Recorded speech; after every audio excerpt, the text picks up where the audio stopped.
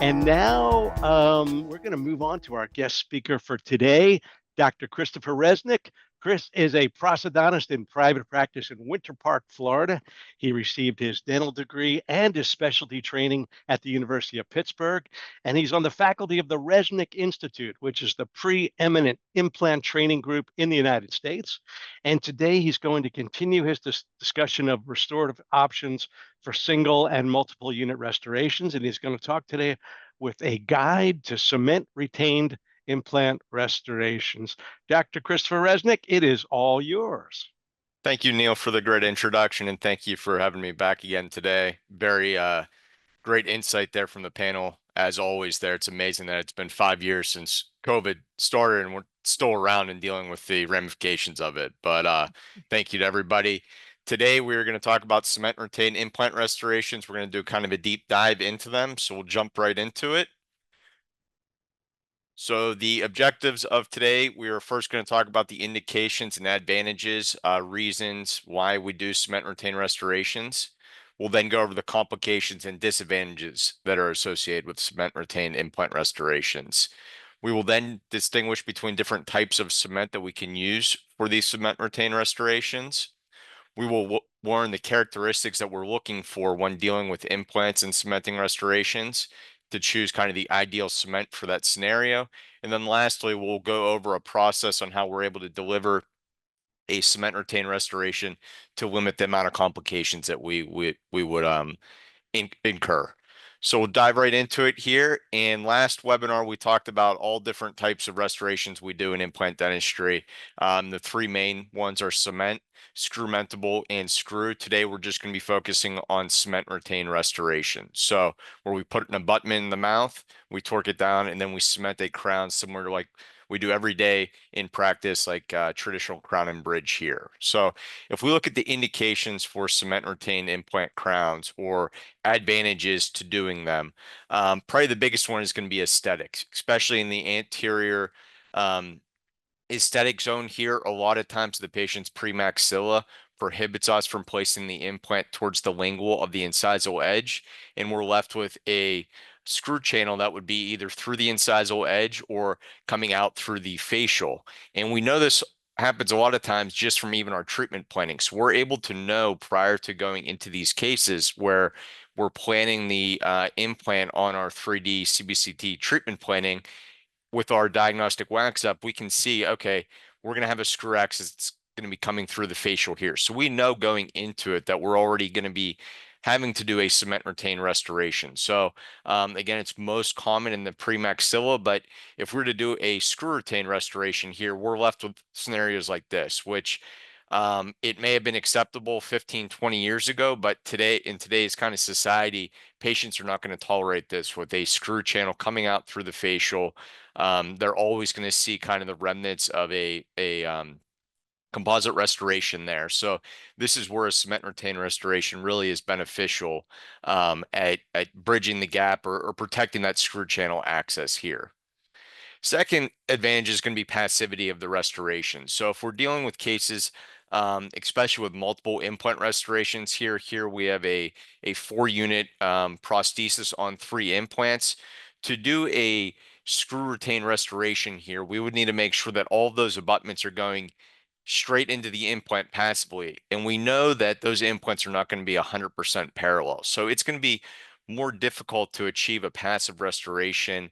More care is going to be taken with our impression technique. We're going to make sure that we need to make it 100% accurate. The dental lab technician that's processing the impression, everything is just coming down to the detail there. So it's much more difficult to achieve a passive restoration. And multiple studies will show us this. So if we look at kind of difference between a screw retain and a cement retain restoration, on the left, that's a cement retainer restoration. We have what's called the cement gap. So similar to traditional crown and bridge, which we do is our bread and butter every day, we have a little spacer around the abutment whether it's a tooth or dental implant abutment, that's going to allow room for the cement to fill in between the abutment and the crown there. So generally, the ideal number is about 20 microns that we're looking for, which will allow enough retention for the restoration where the abutment will actually help hold it in, and we're not relying too much on the cement. So the benefit of this is we have somewhat of a leeway in putting that restoration in the mouth. On the right there, we have a screw retain restoration. So we have an engaging abutment that is going to be going into the internal aspect of the implant, and that's only going to go in one way there. So the engaging abutment will generally have 6 sides on it that will inhibit it from going in at an off angle there. So it's much more difficult. And then we're also dealing with the contact points there. So the passivity of the restoration cement retain is much more passive than a screw retain restoration, not only for single implants, but multiple implants as well.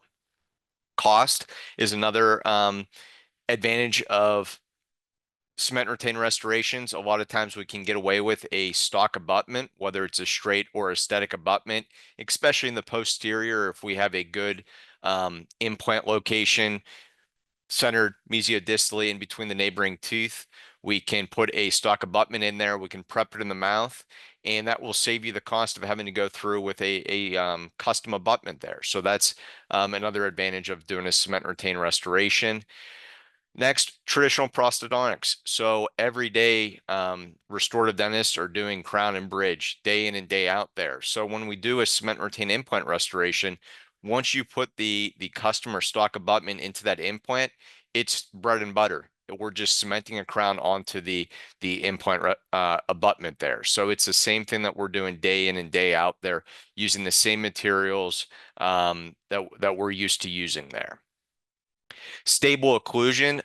This is, I think, one of the bigger advantages, especially in the posterior when doing a cement retain restoration. You can appreciate that picture on the left there at how big some of these screw channel axes are. So that's a crown there where the screw channel axis is almost a third of the tooth there. So once we torque that screw retain restoration in there, we put our Teflon tape in there and put our filling in there.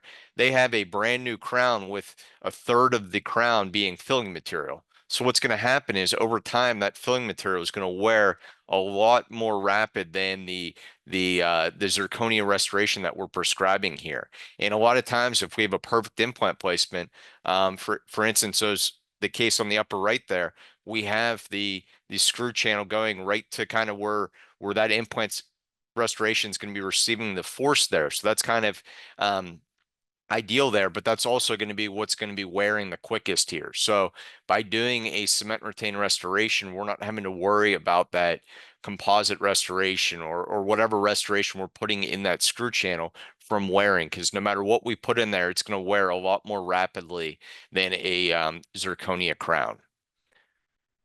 So these are all advantages and indications for doing cement retain implant crowns. Aesthetics, the passivity of the restoration, the cost, more traditional prosthetics, bread and butter, what we do every day, and then a stable occlusion.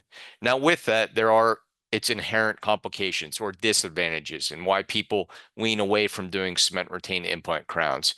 The most common is going to be the cement retention. People lose sleep over or leaving retained cement, and there's very bad cases that you'll see that come into your practice, or follow-ups where we might have left a little cement there, and you see these x-rays or dehiscences that can lead to potentially implant failure. So you see in that center one there, that's an implant that failed, and you can see the cement that was left on not only the restoration but also the implant there, leading to significant bone loss here. And we have picture after picture here showing that retained cement here causing a nice peri implant defect, eventually leading to the loss of the restoration here. And it doesn't have to be a lot of cement. It could be just a little cement here that causes this catastrophic failure of these implants here.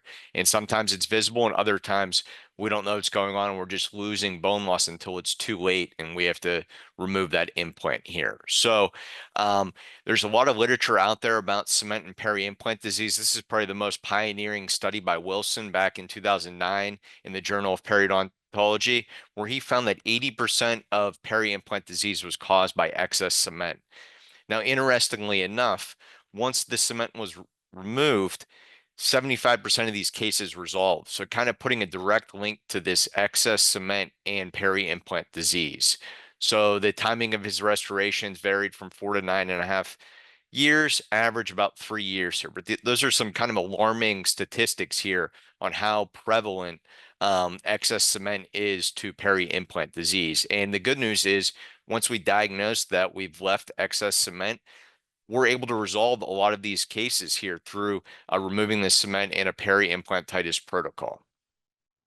Here's another study here that looked at 26 publications of systematic review. They correlated excess cement being a risk factor for peri-implant disease, and they had some guidelines to reduce the risks. So one is have a supragingival abutment margin. We know that the deeper the margin, the more prone you are to leaving excess cement. Lincoln Vickis has a very good study where he shows that any margin greater than 1 millimeter below the soft tissue will lead to excess cement. It's impossible to remove it. He did tabletop studies where if it's 1 millimeter below the soft tissue, you are going to leave excess cement.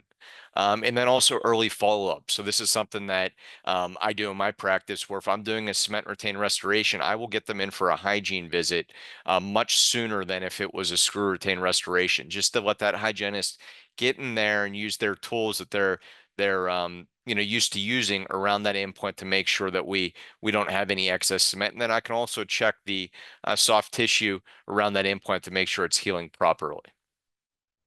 Here's another study here that looked at the inflammation under the prosthetics. Cement retained 4.6 times greater than a screw retained restoration. So study after study is showing us that retained cement is not good for the implant. So excess cement will lead to an increased risk of perimucositis, as well as an increased risk for peri-implantitis.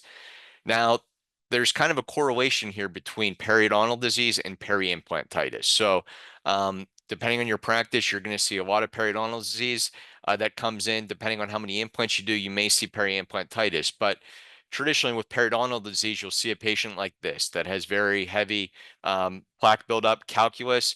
And we know that calculus is a cause of periodontal disease. It sits there, it retains bacteria, acts as an irritant. And really the only way to remove this calculus is to get in with a hygienist to mechanically debride that area. Well, peri-implantitis is going to be the same thing here. So when we do a cement retained restoration, we leave excess cement around there. The cement is going to be the cause of the peri-implantitis. It's going to sit there. It's going to retain bacteria. There's no way for the patient to remove that cement, and it's going to act as an irritant, leading to inflammation, bleeding, and eventually bone loss and implant failure there. So there's a correlation between cement and calculus. I want you to kind of think of them similarly when thinking of, why is it bad to leave excess cement? Now, we cement restorations in the mouth every day with traditional crown and bridge, and we really don't lose too much sleep over, sometimes leaving excess cement there. Why is this an issue with implant restorations? Implants are not teeth. They are different. So if we look at this picture here with a tooth on the left and an implant on the right, you can appreciate the connective tissue fibers are different amongst both. With teeth, the connective tissue fibers are perpendicular. They're going straight into the tooth, and they will prevent cement from penetrating there. So it kind of acts as a barrier there where cement is not going to get below that connective tissue fiber. Implants are different. The connective tissue fibers on implants are parallel. They don't attach directly to the implant. Therefore, if cement gets down there, the CT fibers are not going to prevent it from getting down deeper. So cement can get past those connective tissue fibers, can actually attach to the bone, and it will be very difficult, if not impossible, to remove through means of a scalar periodontal probe or whatever there. So implants are different than teeth. With the tooth or teeth, we get a seal with that connective tissue fiber. So again, it seals off that area where cement is not going to get down there. Implants, we do not have that. There's no direct attachment. It's actually a hemidesmosomal attachment there where cement will get past that and can lead to very bad cases that we've already shown there. So if we look at where the cement can get retained with a cement retained restoration, it can get retained in three different areas. One area is it will adhere to the crown. So we cement the restoration on there, and the cement actually adheres to that crown um, there. Second is it can adhere to the peri-implant tissue. So it can get down there in the sulcus in between the crown, abutment, and the soft tissue. And third is it can adhere to the bone. So it can actually stick to the bone, as we just discussed, because the CT fibers do not attach. Now, if we look at kind of the worst case scenario, it's definitely adhering to the bone. If it's down in the bone, there's really no way to get it unless we lay a flap and go in there and mechanically debride it. Second is going to be the crown or even abutment. If the cement adheres to the crown or the abutment, it's very difficult to remove. We're going to need some mechanical instrument to remove it. And then third would be the peri-implant tissue. So if the cement gets in there in the sulcus, generally this will be the easiest to remove because it's not going to actually adhere to anything. Still, we want to avoid it there. We want to avoid all three, but by far the bone is going to be the most caustic to that the implant health. So just some keys to limit retained cement, and we will go at the very end about a cement technique that will address all three of those aspects. But just some kind of basic bullet points to avoid is avoid subgingival margins, 1 millimeter at most in the aesthetic zone. Anything in the posterior, I like keeping it at the gingival or super gingival. Proper cementation technique, we will discuss it at the very end. And then third, frequent follow-up. I like getting these patients back sooner, get them into hygiene, let them kind of go in there and debride around the area with a scaler meticulously, just making sure that we didn't leave any excess cement there. Our next disadvantage is going to be retention of the restoration. And we see this not only with single, multiple implants, but also full arch implants. And one thing that I still don't understand are these small tie bases that some people are using here. You can appreciate these three cases here where how big that restoration is and how little that titanium cylinder is or that tie base there. We're relying a lot on that cement to hold that restoration in. And we shouldn't be relying on the cement to retain the restoration. Similarly with crown and bridge, we're not prepping a tooth like a teepee and relying on our resin cement to adhere that restoration. We want our nice parallel or 6-degree taper crown prep walls there, our nice ferrule to retain the restoration. It should be the same thing with implant dentistry. We should be trying to create an abutment that will retain the restoration rather than relying on our cement here. So some of the factors that are associated with the retention of the restoration, one and probably the biggest is going to be abutment height, making sure that that abutment is tall enough to retain the restoration, similar to a ferrule with a crown prep there.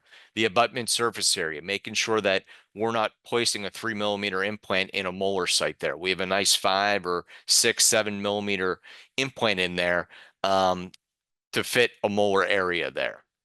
Abutment taper, again, with our crown and bridge preps, we want it, 6, 8, 12 degrees there. It shouldn't be like a teepee there to hold the restoration in there. The surface texture. Some labs like giving you products that are, high shine that look pretty, but if it's rougher, it's going to help adhere that restoration a lot better. Not only the restoration, but the cement there. So there's really no reason that our implant abutment needs to be high polished or glossy. It may look nice in photos, but it's not going to really give us that mechanical retention from the cement or the restoration. The cement gap, this is probably the biggest thing where if you're working with a lab and having a lot of issues, the cement gap, back in my residency, we used to use dye spacer. We'd pour up all of our models. You put the little blue or red dye spacer on there. Now everything's done digitally. So when the dental lab is creating your restoration, they're creating the custom abutment, they'll put in the dye spacer in the computer, which will create the necessary gap for that restoration there. So if you're trying your crown on there and it's just kind of wibble wobbling all over the place, speak to the lab about that cement gap. Ideally, it's around 20 microns. Certain cases you may want it a little less, certain cases you may want it a little more there. Amount of mechanical retention. Sometimes we'll put a little groove in the abutment just to give us a little mechanical retention, similar to what we would do with a crown prep if we have a small ferrule. the cementation technique, which we will discuss at the very end there, cementation type, which we'll go over next, and then the number of abutments. So the more abutments we have, the more retentive that restoration is going to be. So these are all factors that we're going to take into consideration when deciding the type of cement we're going to use, and then also to prevent the complication of having a restoration that is non-retentive when doing a cement retain restoration. Then our last complication is going to be retrievability, and this is somewhat of a hot topic. In the literature, everybody talks about, if you do a cement retain restoration, it has to be retrievable. But um, that's not always the case here. So if we cement a restoration, we have to retrieve it. Two ways are, one is you're going to use some sort of crown remover here where you're going to remove it similar to what you're going to do when you put a temporary provisional restoration on a natural tooth there. So we're going to try to pull it off very meticulously to not hurt the tooth or abutment underneath. Second option is we're going to try to access that screw channel. So this is where we're going to drill through it like an endo.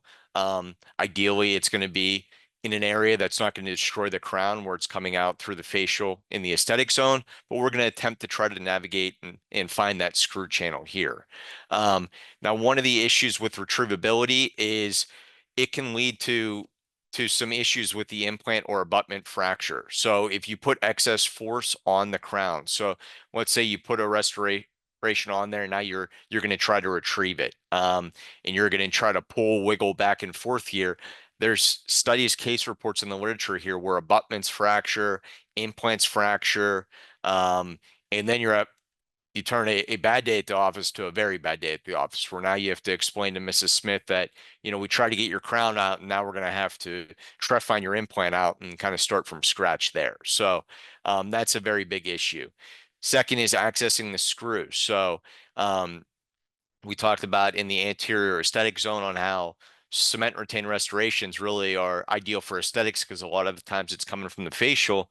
Well, if we have to access it from the facial, we're going to destroy that restoration. So, and then if we're not able to find that screw channel, we run the risk of damaging the abutment or even the screw here. So this is a case that I did probably about 2 or 3 months ago, where a patient came in with a old gold UCLA abutment or gold cement retain restoration with a gold screw. So this is an old Brandemark implant, and the whole restoration was loose. So I tried drilling through the gold, which took a lot of time there. And I guess back in the day, they didn't put a filler between the cement and the screw here, and I obliterated the screw. The screw blended into the restoration, and you could see from the PA there on how there's gold shrapnel all in the peri implant tissues there. So I was able to eventually get the restoration out there. But it was a very long day and very difficult to kind of to retrieve that restoration there. So these are kind of the advantages and disadvantages of doing cement retained implant restorations. At the end of the day, we do have to do them. There's definitely cases where it is inhibitive too.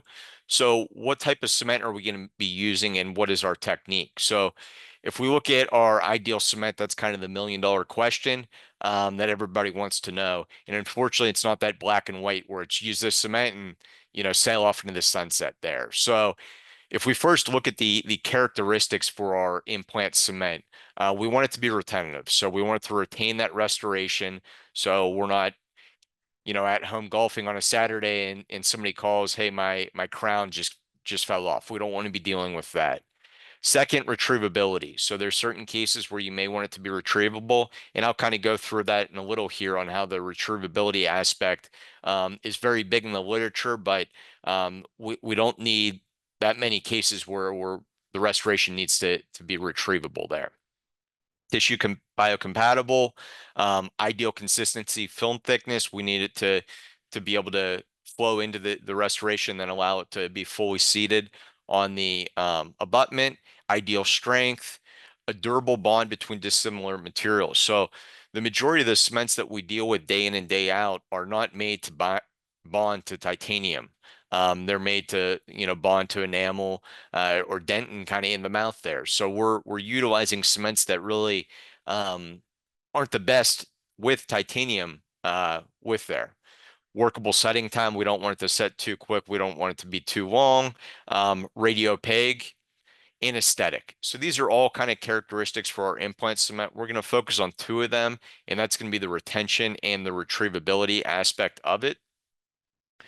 And with that, we must balance between the retention and retrievability. So when dealing with our cement, the more retentive the cement's going to be, the less retrievable that restoration is going to be. And then vice versa. The more retrievable that restoration is going to be, the less retentive it is. Similar to crown and bridge. If we put a temporary restoration on with temp bond, it's not going to be that retentive, but we're going to be able to get it off pretty easily when that patient returns for the final restoration. Similarly, if we put a restoration on with resin cement, it's very retentive, but we really have no retrievability of that restoration other than cutting it off there. So we must balance this bond between retention and retrievability with it. So there's four basic classifications when looking at cement retention. We have provisional, semi-permanent, implant, and permanent. If we look at provisional cement, these are highly soluble cements with very minimal tensile strength. The two kind of common ones are ZOE, zinc oxide eugenol, and eugenol free ZOE. So this is going to be our temp bond. These are going to be indicated for implant restorations where the prostheses are in the need of being retrievable on a regular basis. So this is going to be a cement that we're going to use when we really need to be able to retrieve that restoration. Semi-permanent, this is where our tensile strength is greater than provisional, but less than our permanent here. So these are going to be the three basic ones: zinc phosphate, glass ionomer, and then our implant specific cements here. So, and then additionally, you can use a permanent cement, and if you can make it semi-permanent by adding petroleum jelly to it. So you kind of dilute it there so it's not as strong. These are going to be used for implant prosthetics that have decreased retentive properties. However, the prosthesis can be retrieved if needed here. In our implant specific ones, you'll see this in your Henry Schein catalog, or you'll see it at kind of any magazine here, but it's a cement that the manufacturer directly recommends using it for an implant restoration.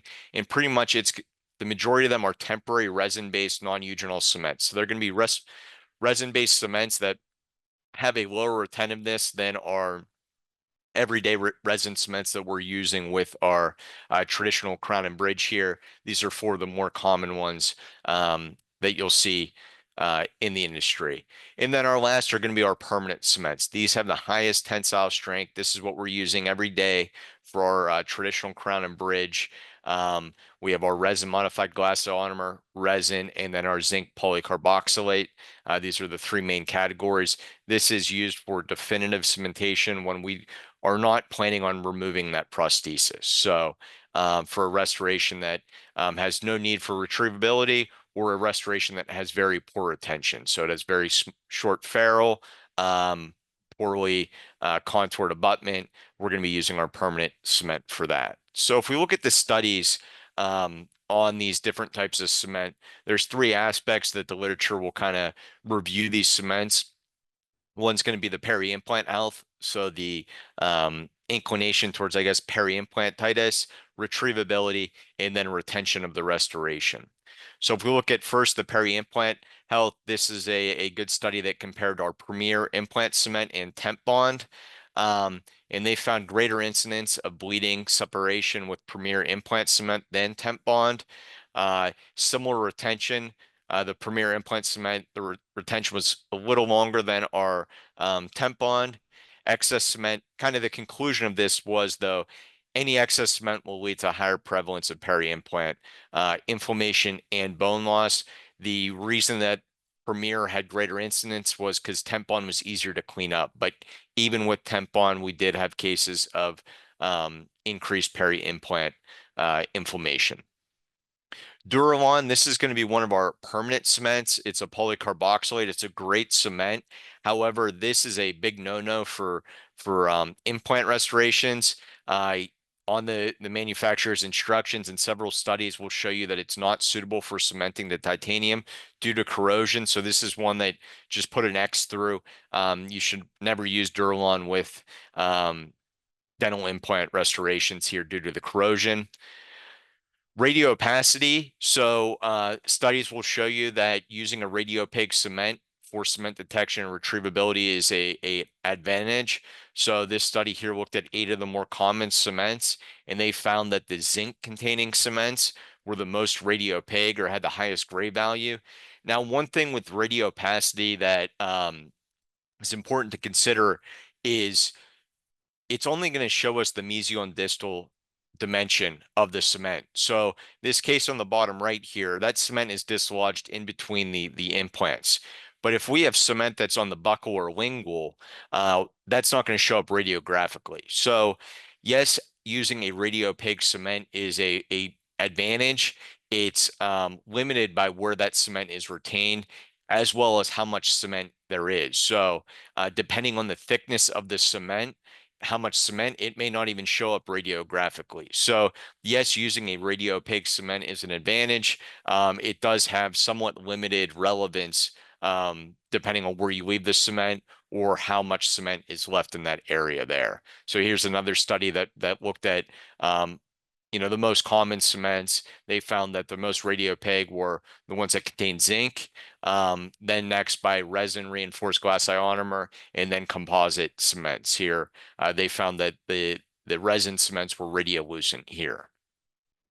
Next, we'll talk about the retention here. So this looked at provisional cements and the retention. So the ZOE and zinc oxide non-eugenol temp bonds, and they found a complication with them of almost 18% had a loss of retention. So that's a very high statistic here where you're dealing with a complication at almost 1 in 5 implant restorations. So I don't know if you want to be, running that risk in practice where 1 out of every 5 implant restorations that you cement with a provisional cement becomes loose at some point in time. Again, that's not what you want to be dealing with on a Saturday or Sunday when the patient's going to church and their implant crown on number 9 just became loose or it fell out. So that's something to consider here. This one looked at 5 of the more common implant cements. Resin is the most retentive, followed by zinc phosphate, resin modified glass ionomer, and then our implant cements there. So resin being the most retentive. This one again here compares resin to temporary. Resin was about 3 times more retentive than our temporary cement, and then resin was about 2 times more retentive than our resin modified glass ionomer. Last here to discuss is going to be the retrievability of the cement. So this is a good study here that not only looked at the cement, but also the characteristics of the abutment. So it looked at the abutment height, the abutment taper angle, and it developed a couple conclusions about which cement to use here. So just in dealing with the retention or retrievability aspect, Tempon was the most retrievable, followed by our implant cements there. However, when you dealing with an abutment that has a very tapered angle, they recommend using permanent cements. When dealing with a small tapered angle, so something that's close to parallel and very tall abutments, you can get away with using temporary cements here. So not only looking at the cement, but also the characteristics of the abutment there. So now that I've probably confused everybody here, what do we do? I know you just want to know what cement can I use on Monday here to cement my restoration. So our implant prosthetic cements, we have, again, 3 different categories here, semi-permanent also including our implant cement, but we have our provisional, semi-permanent, and our permanent cement there. And unfortunately, it's not possible to kind of come up with the best cement for all implant situations. So it's not a one cement fits all with it. There's many characteristics that we must take into consideration when cementing that restoration. So if we kind of the thing that we have to address is what are we going to trying to accomplish? A case on the left, there's a case that my father did back in the day here where it was a full arch FP3 implant restoration. And this is the way they used to do these restorations. They would have these stock abutments that would be prepped to be parallel, and then they would make a very big porcelain fused to metal superstructure here that would get cemented onto those implant abutments. The case on the right there is a single unit cement retained restoration at number 12. These 2 cases are not similar. So we shouldn't be using the same cement on the case on the left as we are on the right there. If we look at the retrievability aspect, the case on the right, really, there's no reason that we would ever need to retrieve that restoration. And I find that the case with the majority of single or multiple unit restorations. Once it's cemented in there, we really don't need to retrieve it. I mean, how often are we prepping number 14 for a crown and then put a temporary cement on there so we can take it out every year just to, clean or take a look at the tooth there? We're never doing that. We're cementing it on permanently um, for the retention aspect of it. But the case on the left there, we know that there's certain instances where we do have to remove a full arch fixed prosthesis to clean around those implants. If the patient has, um, isn't doing the best hygiene, or we need to adjust the intaglio contours, we may need to retrieve that prosthesis. So these cases are not the same. So with it, we need to balance that retention and retrievability aspect of it. So um, the good news is kind of where today is, we're not doing these cases like this on the left anymore. That was very meticulous, a lot of time, very expensive. We have our new, Bruxer screw retain restorations that go directly to multi-units, where we're able to redirect those screw accesses so we don't have to hide the screw channel. And then we also have our little screws that go into the multi-units where they're very easy to retrieve. So um, I think in the literature, and even the implant companies talking about the retrievability of a restoration, I think that's more of an old school thought, where we would back in the day have to retrieve these full arch prosthetics, where now we're putting in a full arch Bruxer FP3 prosthesis. We're not taking forceps trying to pull that out of the mouth. We're grabbing our little unigrip screwdriver and unscrewing those screws that go into the multi-unit abutment there. So again, we're not really doing these restorations on the left anymore. So I don't really view the retrievability aspect of a prosthesis as being that critical when choosing the cement there. So I kind of put a little conclusion together here with the different types of cement. Um, when we have a restoration that we don't need to retrieve, so let's say we're restoring number 9 on a patient, we really don't ever need to retrieve that restoration there. So ideally, we put the restoration in, and then that patient's done with that tooth for hopefully forever there. Or if we have cases where we have an unfavorable abutment design, so if we have a short height, minimal ferrule, overly tapered walls, small diameter, minimal number of abutments, we're going to be using our strongest cement. That's going to be our resin cement or a resin modified glass ionomer. If we have a restoration where we need to retrieve it for some reason there, or if we have a very favorable design, so if we have a very tall abutment or a very parallel abutment, nice guide planes neighboring the tooth there, we have a nice 7 millimeter implant replacing a molar, or if we have 5 implants splinted together for a fixed prosthesis, we can get away with using a weaker cement. So you can use a implant specific cement or semi-permanent cement. You can use a resin cement and just mix it with petroleum jelly, or you can use a provisional cement there. So you can use any of these when trying to retrieve it there. But kind of the conclusion to wrap it up there is, if you don't plan on retrieving the cement, use kind of the strongest cement. And we'll kind of next go into the protocol or technique that we utilize to limit the complications that we see with cement retained restorations. So this is a technique that my father's been doing for many years, and we teach it at our Implant Institute. We have hands-on labs on doing it.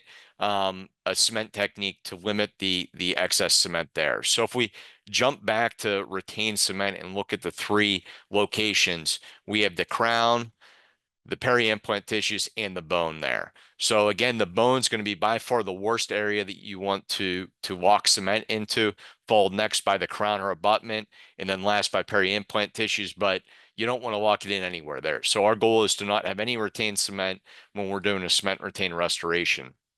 And the way our technique works here is we're going to lubricate our crown with water soluble petroleum jelly. This is going to prevent our cement from adhering to it. And then we're also going to add water soluble petroleum jelly into the sulcular area around our abutment. So when we cement that restoration, that cement is not going to adhere to the sulcular tissue as well as not adhere to the bone there. So we're going to inject water-soluble petroleum jelly at all aspects that we don't want this cement to adhere to, and that will make removing it a lot easier there. So this is our armamentarium on what we're going to use for our cement retain restoration. We have our custom abutment and crown, our seating jig, the cement of choice, Teflon tape, water-soluble petroleum jelly. It's important that it's water-soluble so it's able to flush away. Traditional Vaseline is not water-soluble, so you want to stay away from that. So you want actual water-soluble petroleum jelly. You can get anything these days on Amazon. We're going to use a 1 cc tuberculin syringe, microbush, floss explorer, and gauze here. So we'll first go through a case on a tabletop, and then I have a short video at the end showing you a clinical case here. Patient comes in with their healing cap. We're ready to insert this restoration. Remove the healing cap. I like rinsing out the implant with chlorhexidine, cleans the area. We then attach our custom abutment to the seating jig, making sure that we put that custom abutment in at the correct orientation, and then we're going to hand tighten it there.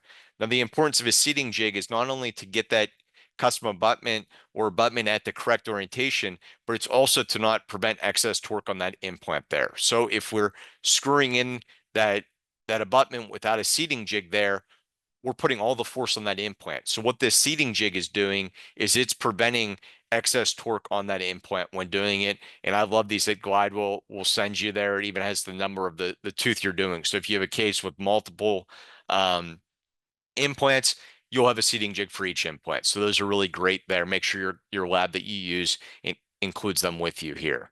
We're then going to take our verification x-ray. Always take an x-ray when you insert anything into the implant. The implant hopefully is underneath the tissue, so you're not going to see if it's fully seated, but you want to figure out that something is not allowing this to seat prior to torquing that restoration down there. We're then going to torque it to our recommended torque value. Always check the necessary torque that that restoration needs. Not every restoration is 35 Newton centimeters. Always double check before you do torque your restoration in there. We then try in the crown. So now that we've torqued our restoration in, we know it's seated. We're going to try in our restoration. So we're going to check our contact points, our margins, occlusion, and aesthetics. One of the things that I like using is this product that you can get from Pearson called Contact. It's kind of like nail polish. So you put the little nail polish on there because sometimes it's difficult to check the contact with between the restorations. You can use a occlusion paper, but I really like this Contact. It's pretty much nail polish. You'll just paint it on the mesial and distal aspect. You seat the restoration on there, and then it will wash away at where that restoration is getting held up there. We confirm that our restoration is fully seated there. We're happy with the aesthetics. We're happy with the occlusion. We now prepare the crown.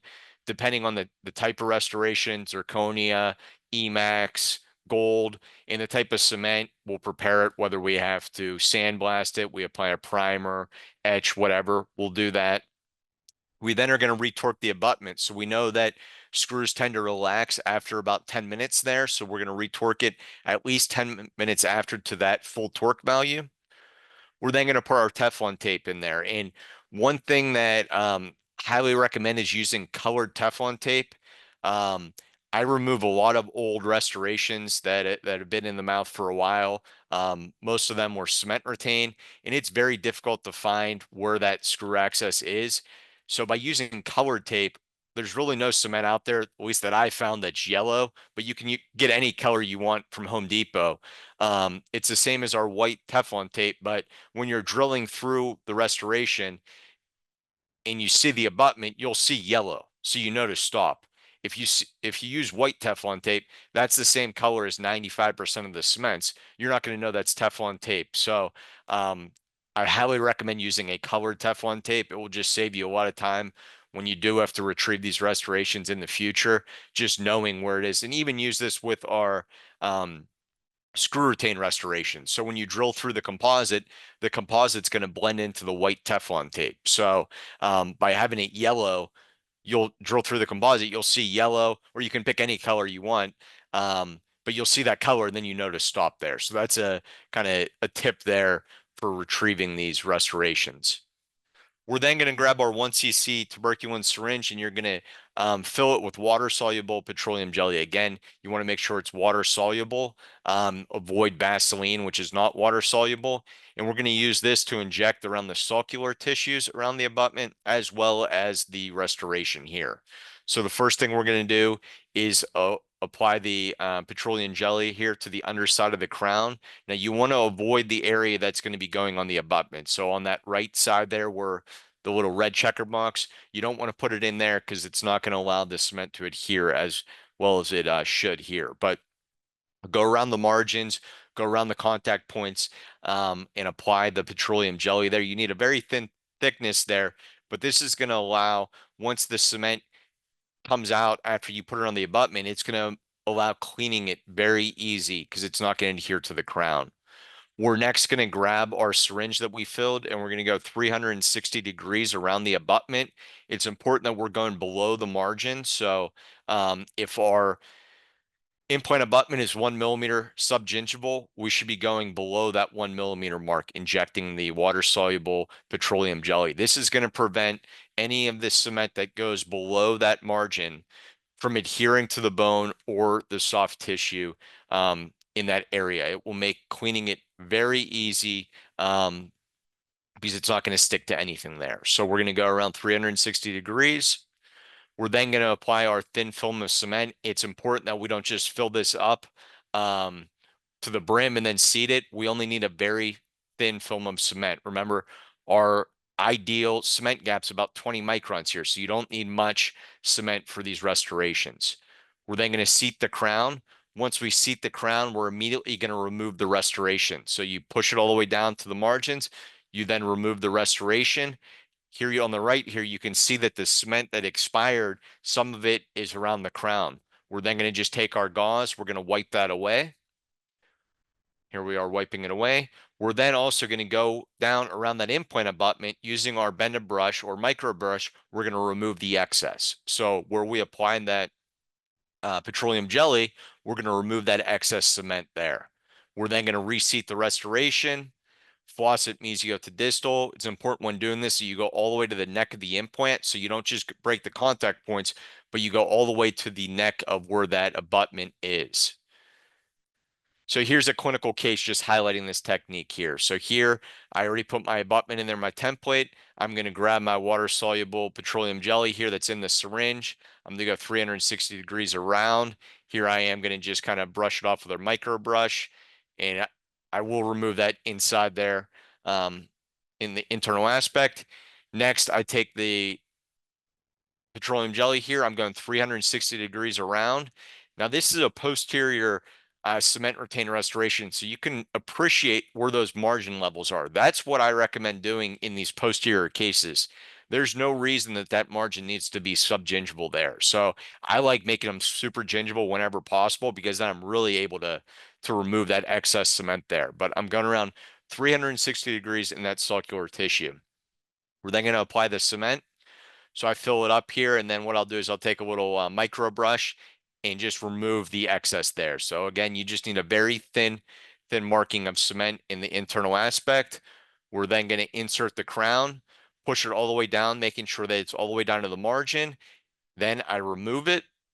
There you can see the cement kind of lining the abutment there, a nice thickness. I'm going to take my bender brush here, going around 360 degrees. If I was dealing with a subgingival margin, I would then take an explorer as well. For this case, it was again, it was super gingival, so I was able to get away with using a micro brush there. And then we put the restoration back in there, floss it, and cure it as indicated there.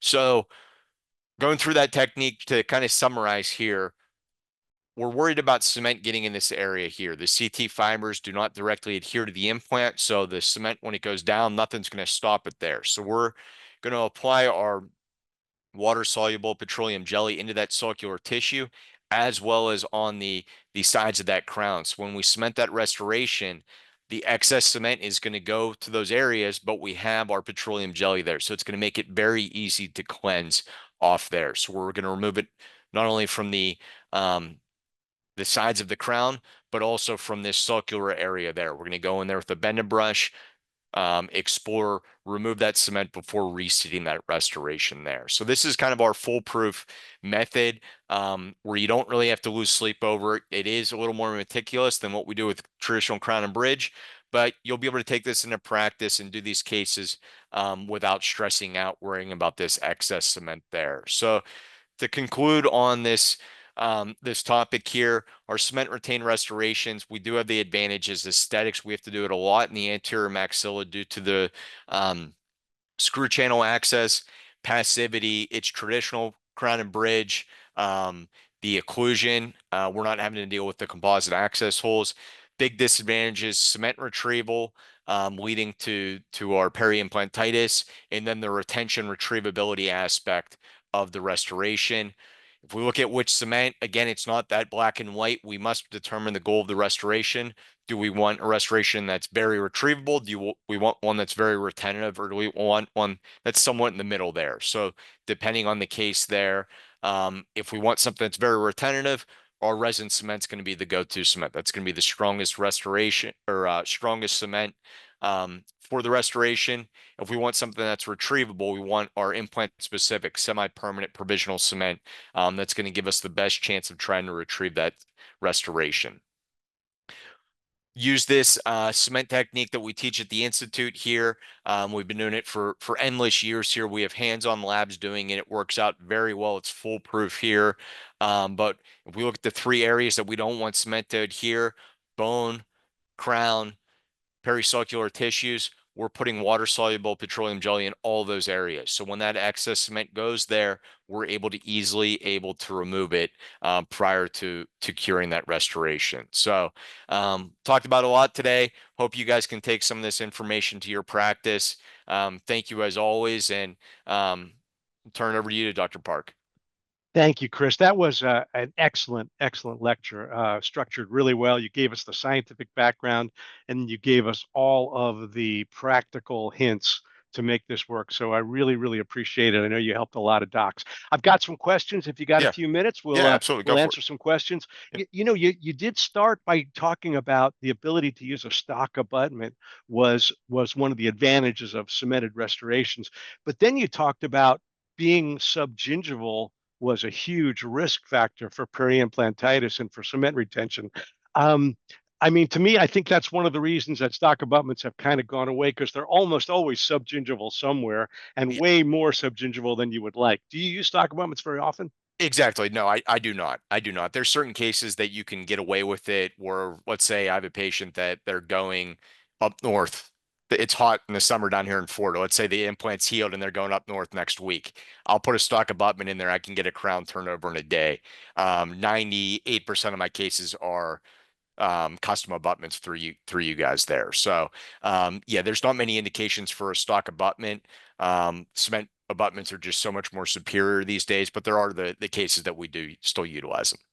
Got it. Got it. So my favorite tip, I did not know there was such a thing as colored Teflon tape. Yeah, yeah, yeah, I yeah. never even looked for it before. Home Wow, Depot is what a every great. color. So I use yellow. I don't know. Yeah. It's just when you're drilling through it, it a lot easier finding yellow than white. So Well, thank you. That yeah, that is a great yeah, great hint.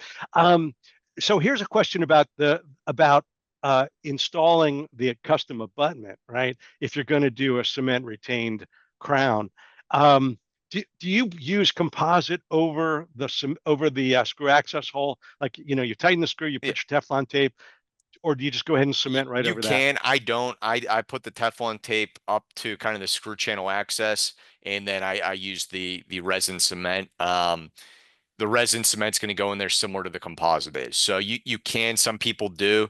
The issue with that is if you do put the composite over the screw access, make sure that that's not going to inhibit your crown from going back in there. So sometimes you'll put too much in, then you go to seat the crown, it doesn't go fully seated there. So that would be the one thing I would look out for. You can do it either way. I just put the Teflon tape in there and then put the restoration in. Okay. And this is an interesting question because uh, they're saying that that these crowns always have to be retrievable because the abutment screw can loosen, and that's the only way to get to the abutment screw. I can tell you in the early days when it was all external hex, yeah, they did all come loose. But now that we have these internal connections, I don't see that kind of abutment screw loosening anymore. What are your thoughts? Yes, it's much less of a prevalence. I'd say probably about 5% of the time is kind of what the more recent literature is. But even if you use a resin cement, that restoration is still retrievable. You drill through it similar to an endo access. I do it every week. I'm drilling through a implant crown. So let's say the abutment screw comes loose. Just because you use resin cement, you're going to get that restoration off. You just have to do a little more leg work where you go through there with the burr, find the screw, and then unscrew it there. So now if it's in the posterior, generally we're going to just put a new screw in there and then we'll put a filling in there. If it's in the anterior, we may need to make a new restoration depending on where that screw channel is. But even if you use the strongest cement, it's going to be retrievable. You just have to find the screw. So, Right. Well, I mean, um, there's retrievability, and then there's minimally invasive exactly, retrievability, right? exactly. But Yeah, even that's with provisional cement, I mean, I'll put provisionals on crowns and I can't get it off when they come back. So then I'm cutting the temporary off. So you do have it goes both ways there where, you can use the temp bond, but let's say the abutment's, you know, not tapered at all, you may not get that crown off there. So there's certain, it does go both ways, but you just to retrieve it, you just have to access the screw. okay. And I've got a question here about what cement did you use in the video? Because it seemed like you had an awful lot of working time. Was it a special slow set cement? It's Theracem. Okay. Theracem, it's a resin cement that's a dual cure. Um, I did that in probably 20 seconds. So it wasn't that long and there was no light. So, Okay. yeah. So, And but and it does have good working time. what is the name of that brush? You're using a brush to remove your excess cement and A place your micro brush. I think that's just a, the brand name is micro brush, or a okay. bender brush. Yeah. Whatever you Okay. use to put like bond on a tooth, you can use Yeah. that brush. I mean, in general, I think this is a good question here. What percentage would you say of your implant restorations are cement retained? So in the anterior, I would say the majority of them are, depending on the access. If in the anterior I'm able to do a screw retain restoration, I will. That way I screw it in. Let's say we need to change the color, I'm able to easily unscrew it there. I do cement retain more often when I'm dealing with multiple restorations due to the passivity. So let's say the one case I showed you where it was 4 units on 3 implants, it's very difficult to get something passive that goes all the way in there. I also like using engaging abutments for the strength of it there. So for that one, I did cement retained. Now you can also do a screwmentable, which I think is, I talked about last time, that's the best of both worlds because you're cementing it so it's easier for the passivity issue. However, you already have the screw channel, so you can cement it, and then now you already have the screw access. So if you do need to retrieve it, then it's easy to remove. Then, so I think that's kind of the good Yeah, in the but you'd middle still have there. a screw access hole on Yes, the you in would the still have a crown. Yeah, screw access. Yes. yeah. So, Um, yeah. okay. And then oh, here's somebody suggesting that when you're installing the abutment, to place the lubricant on the tissue surface of the abutment prior to installing that. Is that a good idea? Yeah, you could. Yeah, that wouldn't impact anything. Yeah, it'd probably make it a little easier than getting this syringe on there. Um, but uh, usually when putting the syringe on there, it's going to be the same thing as putting a perio probe, so you're not going to deal with kind of this sensitivity issue there. But yes, you could do that as well. Okay. I like this one.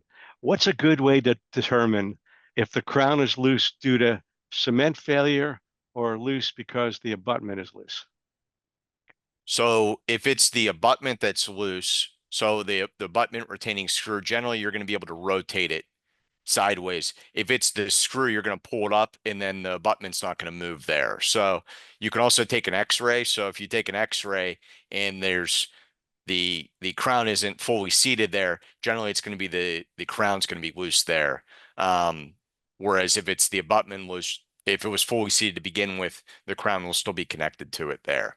But that's kind of where it goes to where if you use a strong enough cement, it's not going to come loose off the abutment. And then also if you're using a custom abutment that has properly tapered walls, retentive, then you get some retention from that as well. So Right, right.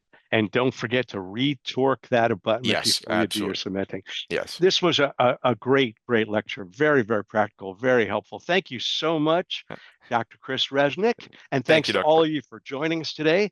And we'll see you next week when our guest speaker will be Dr. Tim Kaczynski, and he'll be talking about some best practices for successful bone grafting for implant cases. So thanks, everybody. Have a great week. Chris, thanks so much for joining us. Thank you. And we'll see everybody next week. Take care.